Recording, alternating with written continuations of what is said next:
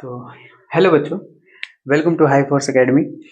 तो आज हम लोग अपना अगला पार्ट पढ़ेंगे। ठीक है, देखिए, सबसे पहले हम लोग विलेन के बारे में पढ़ चुके हैं। पहले वीडियो में मैंने बता दिया था। इसके बाद दूसरे वीडियो में फिर हमने और आगे बढ़ा। इसके बाद फिर हेनरी का नियम पढ़ा। हेनरी के नियम के हमने न्यूमेरिकल वगैरह करे। ठीक है, तो अब हम लोग पढ़ेंगे वाष्प दाब। ये बहुत ज्यादा इंपॉर्टेंट टॉपिक है इस चैप्टर का। ठीक है, तो सबसे पहले यहाँ पर अगर वाष्प दाब को समझ जाते हैं तो फिर हम राउल्ट के नियम पे आसानी से समझ पाएंगे। ठीक है, आसानी से। तो चलिए अब हम लोग देखते हैं वाष्प दाब क्या होता है, वेपर प्रेशर क्या होता है। वाष्प दाब को वेपर प्रेशर बोलते हैं। ठीक है, तो चलिए अब हम लोग यहाँ से स्टार्ट करेंगे। वाष्प दाब, वाष्प दाब क्या है, देखिए यहाँ पर डेफिनेशन भी लिखिए। वाष्प दाब का मतलब है किसी निश्चित ताप पर वाष्पन एवं संघनन के मध्य साम्यावस्था पाई जाती है। इस साम्यावस्था पर द्रव के वाष्प द्वारा उत्पन्न दाब को द्रव का वाष्प दाब कहते हैं। ठीक है, अब इसको समझ लेते हैं कैसे वाष्प दाब होता क्या है। ठीक है, और ये जो लैंग्वेज लिखी है इसको आसानी से कैसे समझा जा सकता है। ठीक है, चलिए देखो, वेपर प्रेशर को हम समझते हैं कैसे। मान लो मैंने एक बर्तन ले लिया। ठीक है, मैंने एक बर्तन ले लिया और बर्तन में क्या किया, मैंने एक बर्तन में यहाँ पे एक बैरोमीटर लगा लिया। ठीक है, बैरोमीटर लगा लिया। बैरोमीटर मतलब वाष्प दाब की गणना करता है। तो वाष्प दाब, ये बैरोमीटर लगा लिया। अब यहाँ पर क्या लिया मैंने, वाटर लिया। क्या लिया, वाटर। यहाँ पर क्या है, वाटर। ठीक है, और वाटर को अब यहाँ पर देखो किसी निश्चित ताप पर बोल रहा है, तो यहाँ पर हम कोई टेम्परेचर देंगे। क्या टेम्परेचर देंगे, मतलब इसको हम गर्म करेंगे। ठीक है, गर्म करेंगे। गर्म करने पर अब यहाँ पर देखो वाटर है, पानी भरा हुआ है। ठीक है, अब पानी में क्या किया मैंने, इसको गर्म किया, टेम्परेचर यहाँ से दिया। ठीक है, यहाँ से टेम्परेचर देंगे तो मान लो मैंने यहाँ पर 40 डिग्री सेल्सियस टेम्परेचर दिया।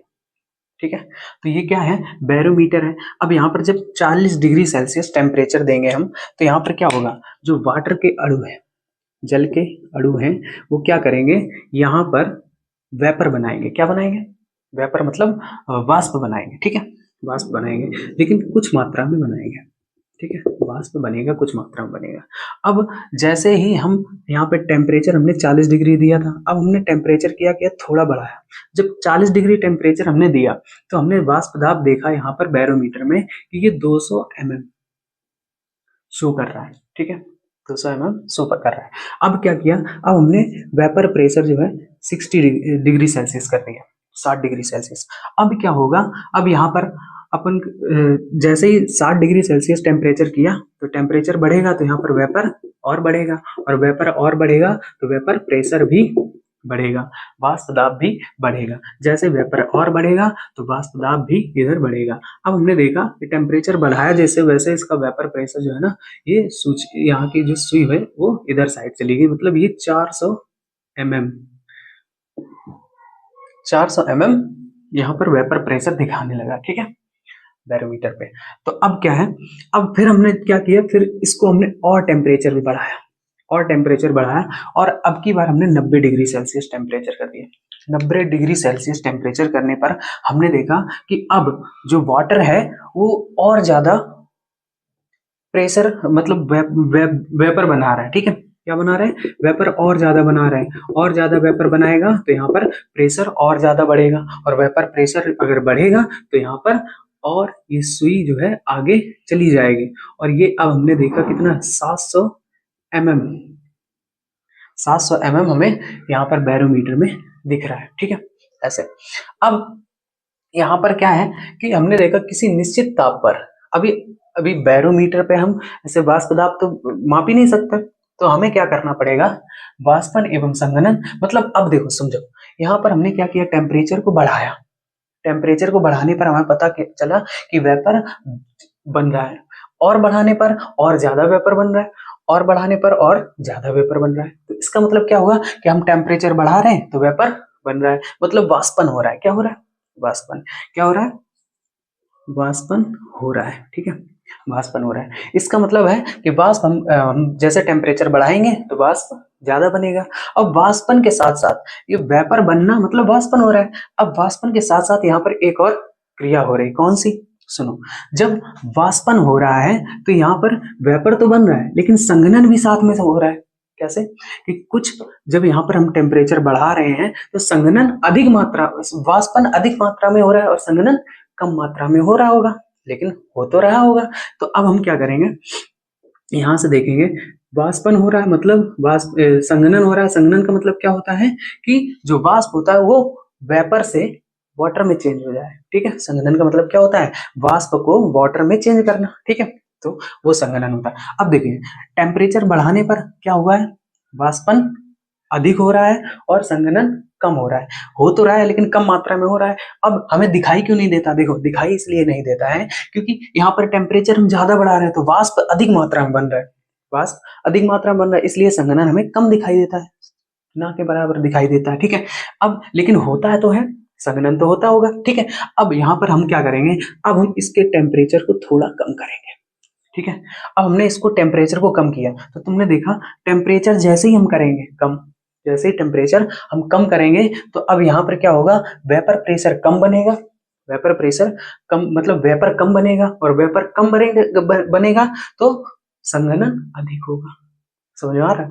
अगर टेम्परेचर कम करेंगे तो संघनन अधिक होगा, वेपर वाष्पन कम होगा। ठीक है, संघनन अधिक होगा, वाष्पन कम होगा। टेम्परेचर कम करेंगे तो संघनन अधिक होगा, वाष्पन कम होगा। टेम्परेचर बढ़ाएंगे तो वाष्पन अधिक होगा, संघनन कम होगा। ठीक है, तो ये है, ऐसे होगा। तो यहाँ पर अब देखो, अब जैसे टेम्परेचर हमने कम किया तो अब ये सुई जो होगी इसकी ये ऊपर की तरफ जाएगी। ठीक है, तो अब ऐसे तो हम माप ही नहीं सकते भाई, ऐसे तो माप ही नहीं पाएंगे कि वाष्प दाब कितना है। तो अब हमें क्या करना पड़ेगा, किसी एक टेम्परेचर पर हमें इसको रोकना पड़ेगा, टेम्परेचर हमें स्थिर करना पड़ेगा। और वही डेफिनेशन में लिखा है, किसी निश्चित ताप पर वाष्पन एवं संघनन के माध्यम से। निश्चित ताप पर मतलब कोई टेम्परेचर को हमें निश्चित करना पड़ेगा, तभी तो ये सुई रुकेगी, और जब सुई रुकेगी तभी हम उसका वाष्प दाब देख माप पाएंगे। ठीक है, तो अब देखो, वाष्प दाब जो है उसको मापने के लिए हमें टेम्परेचर को स्थिर करना पड़ेगा, और स्थिर करेंगे तो जब टेम्परेचर स्थिर हो जाएगा, जब टेम्परेचर स्थिर हो जाएगा तो यहाँ से बैरोमीटर पर हम वाष्प दाब माप सकते हैं।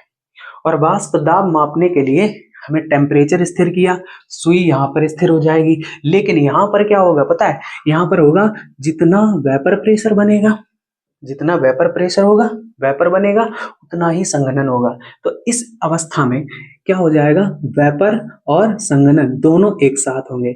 यहाँ पर क्या उतना हो जाएगा, ये संघनन, संघनन। ठीक है, और वाष्पन और संघनन दोनों एक साथ होंगे मतलब बराबर, और इस अवस्था को ही बोलेंगे साम्य अवस्था।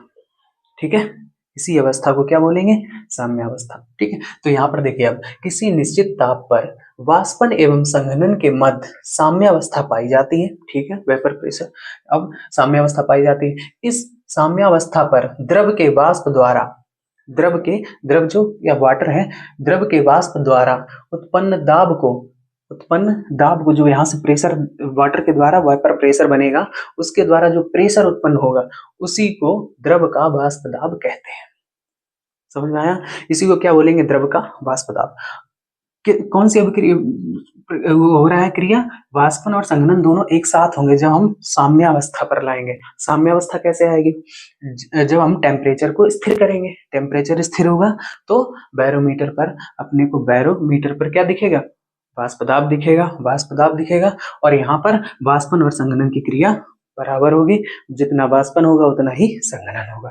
ठीक है, और उसी अवस्था को क्या बोलेंगे, हम साम्य अवस्था बोलेंगे। ठीक है, वाष्पन संघनन दोनों बराबर होंगे। ठीक है, जैसे वेपर बनेगा वैसे ही संघनन होगा, उतनी ही मात्रा में। ठीक है, तो ये तो हो गया। अब हमने ये क्या किया, टेम्परेचर यहाँ से दिया था। अब हमसे कोई पूछे कि वाटर जो होता है, वाटर, इसका वाष्प दाब कितना होता है। ठीक है, वाटर जो है, जल का वाष्प दाब कितना होता है। तो जल का वाष्प दाब कैसे हम कह सकते हैं, जल का वाष्प दाब कुछ भी हो सकता है, जल का वाष्प दाब कुछ भी हो सकता है, लेकिन हमें क्या करना पड़ेगा, उसको टेम्परेचर को स्थिर करना पड़ेगा। टेम्परेचर स्थिर होगा तो वाष्प दाब निकाल सकते हैं। लेकिन अगर कोई बोले कि शुद्ध जल का वाष्प दाब, अब हमें यहां से अगर वाष्प दाब, अगर मान लो हमने टेम्परेचर ले लिया 100 डिग्री, ठीक है, 100 डिग्री सेल्सियस, अगर टेम्परेचर 100 डिग्री सेल्सियस ले लिया तो अब तुम्हें पता चलना चाहिए कि यहाँ से 100 डिग्री सेल्सियस टेम्परेचर करने पर वाटर जो होता है ये बॉइलिंग पॉइंट पे आ जाता है। बॉइलिंग पॉइंट मतलब उबलने लगता है, ठीक है। और जब पानी 100 डिग्री सेल्सियस पर उबलने लगता है तो तुम देखना बैरोमीटर में इसका जो सुई होगी वो 760 mm पर पहुंच जाएगी। मतलब जब सिर्फ शुद्ध जल को हम उबालेंगे तो ये 100 डिग्री सेल्सियस पर जब पहुंचेगा तो इसका वेपर प्रेशर जो होगा वो 760 mm होगा, ठीक है। और इसी को जल का बॉइलिंग पॉइंट बोलते हैं। मतलब इस टेम्परेचर 100 डिग्री सेल्सियस को जल का बॉइलिंग पॉइंट बोलते हैं, शुद्ध जल का, ठीक है। शुद्ध जल का बॉइलिंग पॉइंट बोलते हैं। तो ये रही वाष्प दाब की डेफिनेशन, ठीक है। आई होप समझ गए होगे आप लोग। तो वाष्प दाब क्या होता है सब बता दिया हमने। तो अगर शुद्ध जल जो होता है उसका बॉइलिंग पॉइंट कितना होता है 100 डिग्री सेल्सियस। और शुद्ध जल पर अगर वाष्प दाब पूछा जाए, शुद्ध जल का वाष्प दाब 100 डिग्री सेल्सियस पर कितना होता है तो 760 mm होता है, ठीक है। ये रहा। अब किसी को अगर स्क्रीनशॉट करना हो तो वो स्क्रीनशॉट ले लो, इसके बाद फिर हम आगे चलते हैं, ठीक है।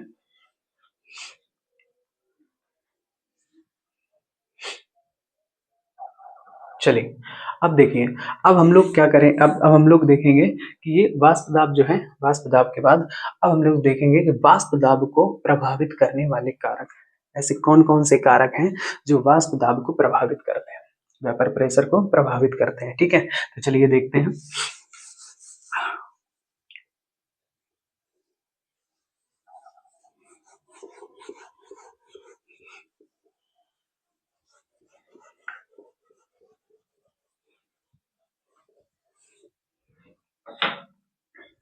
चलिए कारक, देखो कारक में पहला हम देखेंगे तापमान।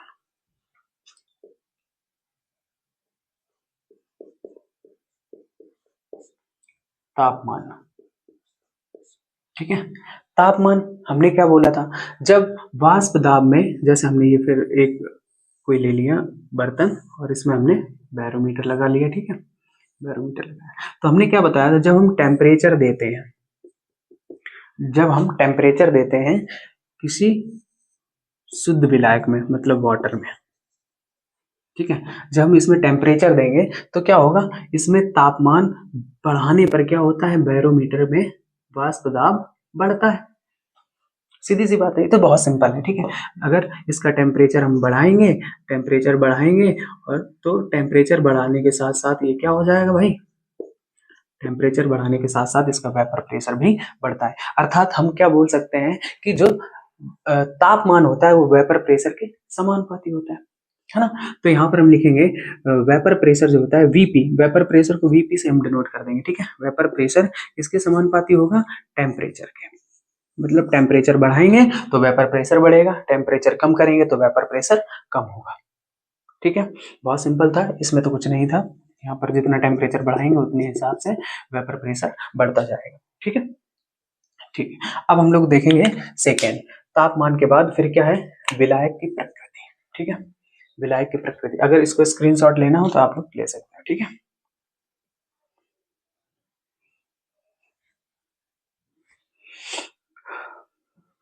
चलिए अब देखें सेकेंड वाला।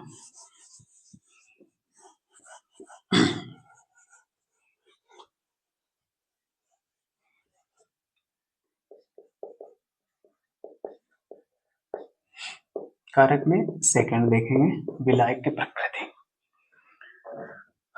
विलायक की प्रकृति में क्या है, देखो अब मान लो विलायक, विलायक मतलब जिसमें किसी विलेय पदार्थ को घोला जाता है। तो विलायक मान लो हमने अब यहाँ पर दो दो बर्तन ले लिए, कौन कौन से, एक ये बर्तन ले लिया और एक ये बर्तन ले लिया, ठीक है।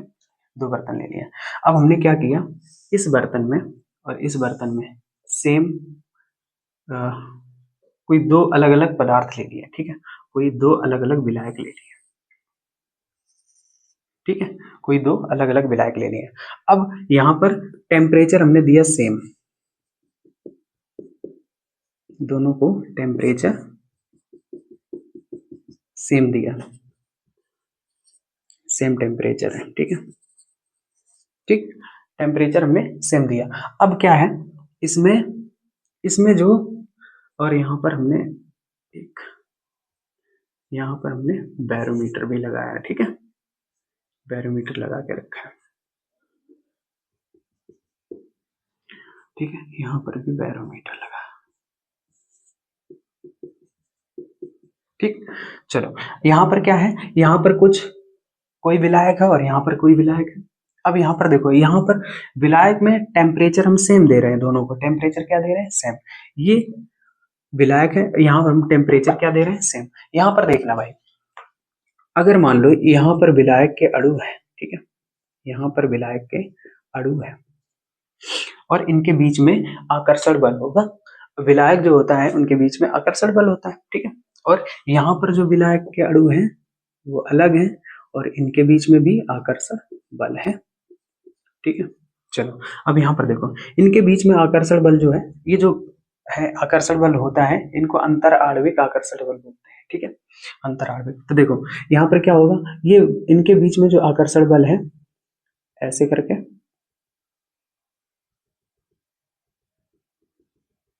ठीक है, ये आकर्षण बल है इनके बीच में,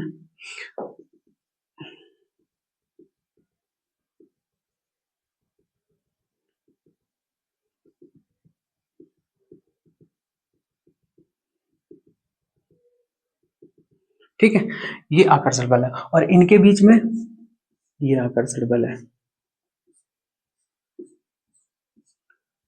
ठीक है, ये आकर्षण बल है इनके बीच में,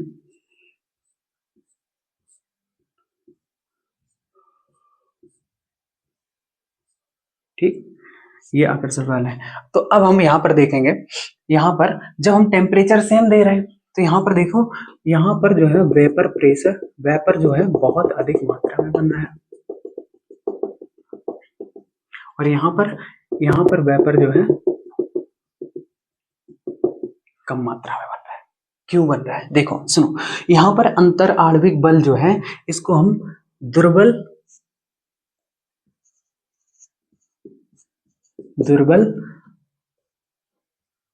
बल, अंतर आणविक बल बोलेंगे, इनको दुर्बल बोलेंगे और इसको स्ट्रांग बोलेंगे, मतलब प्रबल बोलेंगे, ठीक है, प्रबल। मतलब यहाँ पर क्या है, यहाँ पर जो अंतर आणविक बल है अणुओं के बीच में वो दुर्बल है, दुर्बल मतलब कमजोर है, और यहाँ पर क्या है, अंतर आणविक बल जो है वो प्रबल है, मतलब स्ट्रांग है, ठीक है। अब देखो, जब टेम्परेचर सेम है और यहाँ पर वेपर अधिक क्यों बन रहा है और यहाँ टेम्परेचर सेम होने पर भी वेपर कम क्यों बन रहा है, इसका मतलब क्या है, देखो यहाँ पर क्या है, दुर्बल है, दुर्बल मतलब इनके अंतर आणविक बल, बल कैसा है, कमजोर है, कमजोर है, इनके बीच में अंतर आणविक बल कमजोर है और इनके बीच में अंतर आणविक बल क्या है,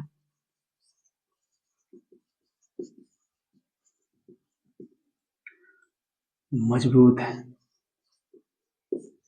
ठीक है, मजबूत है। अब देखो यहाँ पर क्या है, देखो इनके बीच में अंतर आणविक बल अगर कमजोर है, कमजोर है इसका मतलब इसको जैसे ही टेम्परेचर देंगे तो ये आसानी से टूट जाएगा, और टूटने, जब जल के अणु टूटेंगे या फिर कोई विलायक है उसके अणु टूटेंगे तभी तो वेपर बनाएंगे, है ना। और यहाँ पर क्या है, इनके बीच में प्रबल आकर्षण बल है, प्रबल आकर्षण बल, ठीक है, यहाँ दुर्बल आकर्षण बल है, यहाँ पर आकर्षण बल है, ये क्या है, प्रबल है, और यहाँ पर दुर्बल आकर्षण बल है,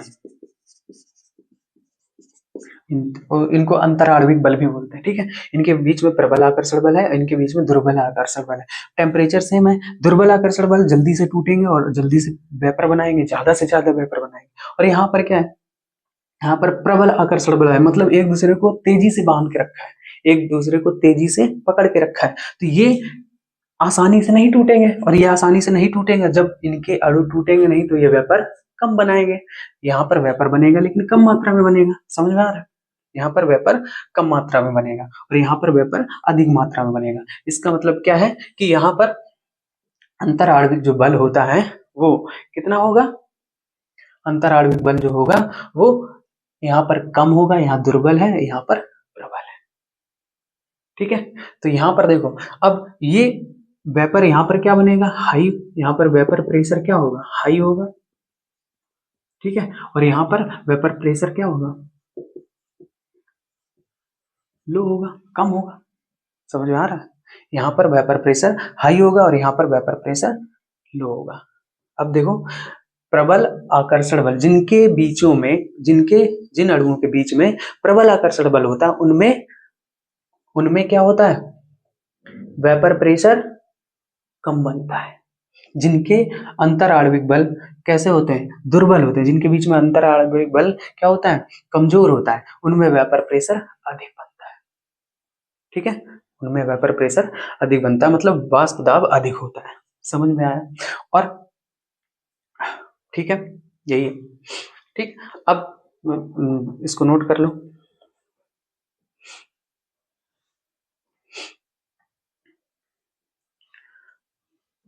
चलो, समझ गए? ठीक, अब हम लोग देखेंगे, अवाष्पशील विलेय की उपस्थिति।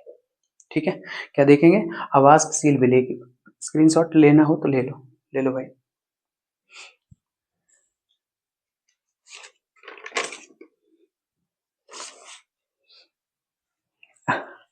ठीक है, चलो देखो, अब हम लोग देखेंगे अवाष्पशील विलेय की उपस्थिति। चलो, थर्ड नंबर,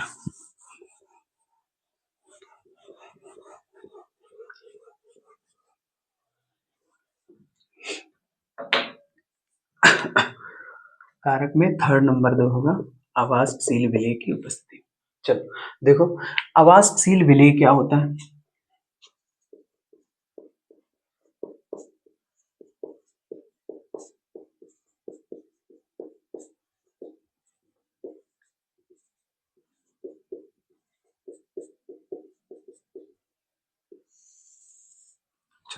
वाष्पशील क्या होता है, अवाष्पशील क्या होता है, वाष्पशील मतलब ऐसे विलेय पदार्थ, ऐसे, अवाष्पशील विलेय मतलब ऐसे विलेय पदार्थ जो वाष्प ना बनाते हैं उनको अवाष्पशील बोलेंगे, और जो वाष्प बनाते हैं, वेपर बनाते हैं, उनको क्या बोलेंगे, वाष्पशील। ठीक है, तो अवाष्पशील विलेय, अगर कोई अवाष्पशील विलेय किसी विलायक में मिला दिया जाए तो उनके उनकी उपस्थिति के कारण वेपर प्रेशर पर क्या प्रभाव पड़ता है उसके बारे में पढ़ेंगे।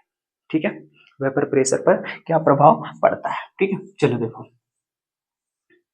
अब यहां से देखेंगे हम लोग, यहाँ पे हमने क्या किया, दो कोई कंटेनर ले लिए हमने। ठीक है, दो कंटेनर ले लिए, और यहाँ पर कंटेनर लेने के बाद दोनों में सेम हमने क्या किया, बैरोमीटर लगा दिया, दोनों में सेम बैरोमीटर लगा दिए। ठीक है, ठीक, और यहाँ पर भी हमने क्या ले लिया, वाटर ले लिया, यहाँ पर भी क्या ले लिया, वाटर ले लिया। ठीक है, दोनों में क्या है, वाटर है, दोनों में क्या है, वाटर है, और दोनों को सेम टेम्परेचर दिया, मतलब इसको भी 100 डिग्री सेल्सियस टेम्परेचर दे दिया। ठीक है, और इसको भी हमने 100 डिग्री सेल्सियस टेम्परेचर दे दिया। ठीक है, अब 100 डिग्री सेल्सियस टेम्परेचर इसको दे दिया, 100 डिग्री सेल्सियस इसको भी दे दिया। अब इनमें जो वेपर होगा, वेपर, इनमें वेपर की मात्रा क्या है, या देखो, वेपर की मात्रा यहाँ, जो जब वाटर है और इसमें वेपर प्रेशर बढ़ेगा, मतलब वेपर बनेगा, और वेपर बनेगा तो मतलब यहाँ पर दाब भी बढ़ेगा, दाब बढ़ेगा तो यहाँ पर हम देखेंगे 100 डिग्री सेल्सियस पर एक जो जल है इसका वेपर प्रेशर कितना होता है, तो मैंने बताया था तुम्हें, कितना होता, 760 mm। कितना होगा, 760 mm। अब यहाँ पर भी टेम्परेचर सेम है, वाटर है, और यहाँ पर भी वेपर कितना बनेगा, 760 mm। सिंपल सी बात है। ठीक है, लेकिन लेकिन लेकिन अब यहाँ पर क्या हुआ, यहाँ पर 760 mm वेपर प्रेशर बना, लेकिन अब हमने क्या किया, इसमें एक ऐसा पदार्थ मिलाया जो अवाष्पशील है। अवाष्पशील मतलब जैसे NaCl। NaCl देखो, जल जो है, जल वाष्प बना सकता है, इसको वाष्पशील बोलेंगे, लेकिन यहाँ पर NaCl, नमक क्या उड़ सकता है, नहीं उड़ सकता। नमक उड़ाया जा सकता है, जैसे वाटर वेपर प्रेशर वेपर बनाता है, क्या नमक बना सकता है, नहीं बना सकता है, तो ये क्या हो जाएगा, अवाष्पशील क्या हो जाएगा, अवाष्पशील पदार्थ। अब जब हम अवाष्पशील पदार्थ को इसमें मिलाएंगे तो जल के साथ में NaCl जब मिलाएंगे, अब देखो यहाँ पर क्या है, सिर्फ जल है तो ये क्या है, एक विलयन है। क्या है? ये विलायक है। क्या है? विलायक है। ठीक है, ये एक विलायक है और ये विलायक है। और यहाँ पर जैसे ही आप जल में क्या मिलाएंगे, नमक मिलाएंगे, तो ये अब विलायक नहीं रहा, ये क्या बन गया, विलयन बन गया। क्या बन गया? विलयन बन गया। जो हमने पहले चैप्टर में पढ़ाया था, पहले शुरुआत वाले वीडियो में देखना। अगर किसी को नहीं पता है ना, तो आप जाके शुरू से 1 2 3 तीन वीडियो पहले पढ़ चुके हैं, ये चौथा वीडियो होगा। ठीक है, पहले 3 देखना, इसके बाद ये चौथा देखना, तभी आपको समझ में आएगा, नहीं तो फिर आप समझ नहीं पाओगे। ठीक है, तो चलिए, अब यहाँ पर हमने क्या बोला कि यहाँ पर कितना बनेगा, वेपर प्रेशर जो होगा यहाँ पर 760 होगा। ठीक है, लेकिन ये क्योंकि ये शुद्ध विलायक है, शुद्ध विलायक को 100 डिग्री सेल्सियस पर, वाटर को 100 डिग्री सेल्सियस बॉइलिंग पॉइंट पर क्या होता है, 760 वेपर प्रेशर बनाता है। तो इसका वेपर प्रेशर कितना हो जाएगा, 760 हो जाएगा। लेकिन जब हमने यहाँ पर NaCl मिलाया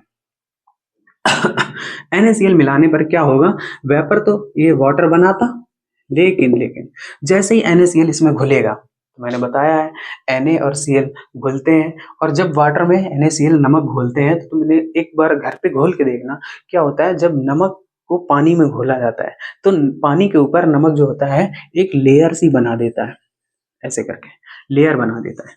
ठीक है, और जब ये जो लेयर है, इससे वाटर के जो है ना वाष्प जो होगा वो ऊपर कम जाएगा, लेयर बना देता है। और इसी के कारण क्या होता है, वाटर जो होता है अपना वाष्प दाब पूरी तरह से वेपर नहीं बना पाता है। ठीक है, तो यहाँ पर इसकी उपस्थिति के कारण क्या होता है, इसकी उपस्थिति के कारण वेपर जो होता है कम बन पाएगा। ठीक है, तो यहाँ पर 760 था, जैसे हमने नमक मिलाया तो अब इसका वेपर प्रेशर कितना हो जाएगा, 760 से कम। कितना हो जाएगा, 760 से कम हो जाएगा। ठीक है, 760 से कम हो जाएगा। ठीक, कम हो जाएगा। तो यहाँ पर मतलब क्या है कि अवाष्पशील विलेय की उपस्थिति जब होगी, जब कोई अवाष्पशील पदार्थ मिलाया जाएगा, तो हमेशा याद रखना जो विलायक होगा इसका, विलायक का वेपर प्रेशर हमेशा अधिक होगा, किससे, विलयन के वेपर प्रेशर से। ठीक है, तो यहां से समझ में आया कि नहीं। देखिए क्या हमने बताया, जब शुद्ध विलायक है उसमें 100 डिग्री सेल्सियस टेम्परेचर दिया गया और वहां पर उसका वेपर प्रेशर 760 है। और जैसे ही हम शुद्ध जल में कोई NaCl कोई अवाष्पशील पदार्थ मिलाएंगे, तो अवाष्पशील पदार्थ की उपस्थिति के कारण क्या होता है, यहाँ पर वेपर की मात्रा कम होगी, और वेपर की मात्रा कम मतलब वेपर प्रेशर भी कम हो जाएगा। और कम होके टेम्परेचर उतना ही है, लेकिन वेपर प्रेशर जो होगा वो कम होगा, किससे, 760 से कम हो जाएगा। सिंपल सी बात है। तो इसका मतलब है जो शुद्ध विलायक होता है उसका वेपर प्रेशर हमेशा एक विलयन में क्या है, कोई मिक्सचर है, तो मतलब कोई मिलावट होगी, मिलावट की वजह से क्या होता है, वेपर प्रेशर की मात्रा कम हो जाती है। ठीक है, तो यहाँ पर शुद्ध विलायक का वेपर प्रेशर हमेशा विलयन के वेपर प्रेशर से अधिक होता है, और विलयन का वेपर प्रेशर हमेशा विलायक के वेपर प्रेशर से कम होता है। ठीक है, समझ गया। चलिए अब इसको स्क्रीनशॉट कर लीजिए, फिर अब हम लोग आते हैं राउल्ट के नियम पे। ठीक है,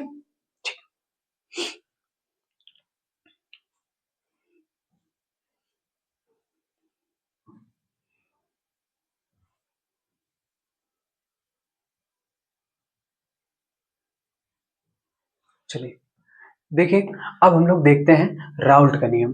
राउल्ट का नियम क्या है, राउल्ट के नियम में क्या है, चलिए देखिए। राउल्ट का नियम, जब अवाष्पशील पदार्थ किसी द्रव में घोला जाता है तब द्रव का वाष्प कम हो जाता है। राउल्ट के अनुसार क्या है, किसी दिए गए ताप क्रम पर विलयन का आंशिक दाब वाष्पशील घटक के मोल प्रभाज के समानुपाती होता है। ठीक है, वाष्प, तो देखो अब हमने हमने तुम्हें क्या बताया था, देखना भाई, हमने बताया था एक, ये हमने कोई बर्तन ले लिया और इसमें क्या किया था, इधर साइड कर लेते हैं, इधर साइड, एक हमने ये बर्तन लिया और इसमें क्या किया था भाई, हमने ये बैरोमीटर लगाया था और यहाँ पर वाटर लिया था, दूसरा लिया था हमने बर्तन, और इसमें क्या किया था, यहाँ पर भी हमने बैरोमीटर लगाया था, ठीक है। और यहाँ पर क्या किया था, यहाँ पर भी वाटर लिया था, और यहाँ पर हमने लिया था NaCl भी डाला था, वाटर के साथ में NaCl, ठीक है, डाला था। तो हमने देखा था कि यहाँ पर जो शुद्ध विलायक है, इसका टेम्परेचर जब हमने 100 डिग्री सेल्सियस, कोई निश्चित टेम्परेचर लिया 100 डिग्री सेल्सियस, ठीक है, 100 डिग्री सेल्सियस टेम्परेचर लिया, यहाँ पर भी हमने 100 डिग्री सेल्सियस टेम्परेचर लिया था।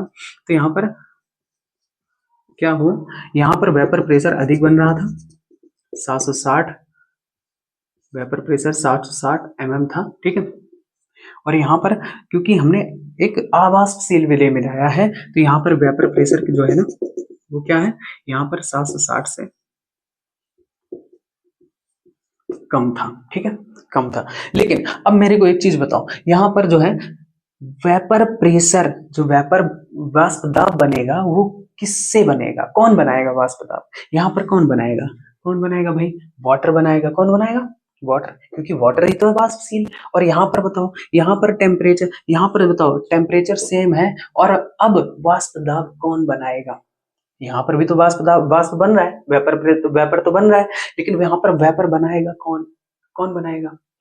तो देखो हमने बताया ये तो अवाष्पशील है भाई, अवाष्पशील है, और अवाष्पशील जो होते हैं वो थोड़ी ना वेपर प्रेशर बनाते हैं, वो थोड़ी ना वेपर बनाते हैं, तो वेपर बनाएगा कौन, यहाँ पर भी वाटर ही वेपर बनाएगा। तो यहाँ पर क्या बोल रहा है कि राउल्ट के नियम के अनुसार किसी दिए गए तापक्रम पर कोई भी टेम्परेचर, विलयन का आंशिक दाब, विलयन का आंशिक दाब, जो विलयन है ये विलायक है, ये विलायक और ये क्या है, विलयन है, ठीक है, ये विलायक और ये विलयन है। विलयन का आंशिक दाब, विलयन का आंशिक दाब किसके, आंशिक दाब, विलयन का आंशिक दाब वाष्पशील घटक के मोल प्रभाज के समानुपाती होता है, ठीक है।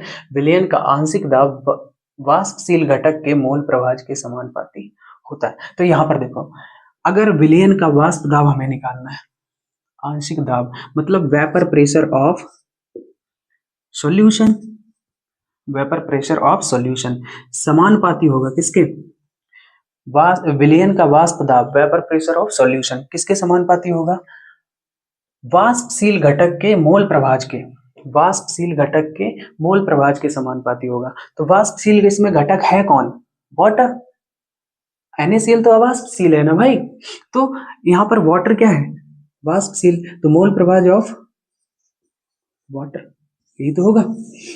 और ये राउल्ट ने बताया क्या है पता है, उसने बताया कि अगर किसी विलायक में, विलायक जो है उसका टेम्परेचर इतना ही है, टेम्परेचर सेम है, और यहाँ पर क्या 760 mm वेपर प्रेशर है, और यहाँ पर क्या है NaCl मिलाने पर इसका वेपर प्रेशर जो कम हो रहा है वो कितना कम होगा, इसी की तो गणना करनी है, यही तो निकालना है। तो देखो अब vapour pressure of solution, water का जो सॉल्यूशन है, सॉल्यूशन मतलब विलयन, विलयन का वेपर प्रेशर जो है वो समानुपाती होगा किसके, एक्स वाटर के, मतलब जल के मोल प्रभाज के बराबर, मोल प्रभाज में ही तो मापा जाता है, ठीक है, तो मोल प्रभाज के बराबर समानुपाती है। अब देखो वेपर प्रेशर जो है, इसको हम यहाँ से सॉल्यूशन, यहाँ पे समानुपाती का जब चिन्ह हटाएंगे तो यहाँ पर आ जाएगा P not of water into mole प्रभाज ऑफ वाटर, ठीक है, P not of water into mole प्रभाज ऑफ वाटर, ये रहा इसका फार्मूला। अब वेपर प्रेशर ऑफ सॉल्यूशन को हम लिखेंगे पी सॉल्यूशन, ठीक है, पी सॉल्यूशन मतलब प्रेशर ऑफ सॉल्यूशन, या pressure, vapour pressure of solution is equal to क्या हो जाएगा, P not of water into X water, ठीक है, मोल प्रभाज ऑफ वाटर, ठीक है, ये फार्मूला बनेगा। अब इसमें पी नॉट ऑफ वाटर क्या होता है, पी नॉट ऑफ वाटर मतलब प्रेशर वाटर का, कब, पी नॉट का मतलब होता है शुद्ध अवस्था में, क्या होता है, यहाँ पर होता है शुद्ध अवस्था में, शुद्ध अवस्था में विलायक का, विलायक का वाष्प दाब, ठीक है। पी नॉट ऑफ वाटर का मतलब जब ये शुद्ध अवस्था में था तब इसका वाष्प दाब कितना था, मतलब 760। ठीक है। पी सॉल्यूशन हमें निकालना, मतलब जब ये विलयन बन गया, विलयन बन गया, अशुद्ध हो गया, मतलब विलयन बनने पर इसके वेपर प्रेशर में कितने की कितना क्या हुआ है, कमी आई है, कितना कम हुआ है, वही तो निकालना है। और ये किस पर डिपेंड करेगा, मोल प्रभाव ऑफ वाटर पर। ठीक है। तो ये फार्मूला हुआ। ठीक, इसको स्क्रीनशॉट लो, इसके बाद फिर हम इसके बारे में थोड़ा बताते हैं। ठीक है।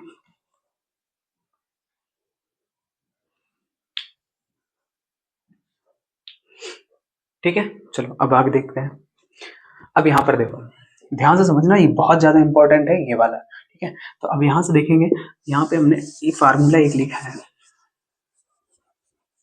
इसको हम थोड़ा समझा देते हैं, इसके बाद इसके सवाल जो होंगे अगले वीडियो में करवाएंगे। ठीक है। चलो देखो, यहाँ पर हमने एक कुछ ये लिखा है फार्मूला, इसको चलो दोबारा लिख लेते हैं। चलो देखो, यहाँ पर एक फार्मूला लिखा पी सॉल्यूशन, मतलब प्रेशर ऑफ सॉल्यूशन कितना हो जाएगा, P not of water into मोल प्रवाह ऑफ वाटर। ठीक है, ये फार्मूला है। अब मान लो हमें कोई एक विलयन दे दिया जाए, एक हमें विलयन दे दिया गया ऐसे करके। ठीक है। और इस विलयन में दो चीजें हैं, ए और बी। ठीक है, ए और बी दो चीजें हैं। अब हमें बोला जा रहा है कि इस विलयन में सिर्फ सिर्फ बी वाष्पशील है, वाष्पशील है। तो अब इसका फार्मूला क्या हो जाएगा पता है, P solution is equal to P not of B, P not of B, मतलब बी जब शुद्ध अवस्था में था तब उसका वाष्प दाब कितना था, इंटू मोल प्रवाह ऑफ बी। समझ में आ रहा है। यहाँ पर कोई विलयन है, उसमें वेपर, अगर पी सॉल्यूशन मतलब विलयन का सॉल्यूशन, विलयन का प्रेशर निकालना है, वेपर प्रेशर ऑफ सॉल्यूशन, तो यहाँ पर जो वाष्पशील है सिर्फ उसी पर, उसी वही पर डिपेंड करेगा वेपर प्रेशर। ठीक है, उसी पर डिपेंड करेगा। तो यहाँ पर पी नॉट ऑफ बी, मतलब बी क्या है, वाष्पशील, तो इसी पे डिपेंड करेगा। तो बी शुद्ध अवस्था में क्या था, उसका वेपर प्रेशर यहाँ लिखेंगे, इंटू एक्स मतलब मोल प्रवाह ऑफ बी, बी का मोल प्रवाह लिखेंगे। समझ में आया। तो ये फार्मूला हो गया। अच्छा, ऐसे मान लो अब हमने एक विलयन लिया, उसमें तीन पदार्थ मिले हैं, ए प्लस बी प्लस सी। ठीक है। तो अब देखना आगे क्या होगा। अब इसमें बोल रहा है सिर्फ सी वाष्पशील है, सिर्फ सी वाष्पशील है। तो अब यहां पर देखो, अब इसका फार्मूला क्या हो जाएगा, P solution is equal to P not of C, मतलब सी जब शुद्ध अवस्था में था तब उसका वेपर प्रेशर क्या था, इनटू मोल प्रवाह ऑफ सी, मतलब सी का मोल प्रवाह। तो ये समझ में आया आप लोगों को। तो अब यहाँ से हम लोग आगे सवाल करेंगे इसके अगले वीडियो में। ठीक है, तब तक के लिए धन्यवाद। अब चैनल को सब्सक्राइब कर दो, लाइक कर दो, शेयर कर दो। ठीक है, और कमेंट भी करो। तो जो अगर अच्छा लगता हो तो लाइक वगैरह शेयर वगैरह कर लीजिए। ठीक है।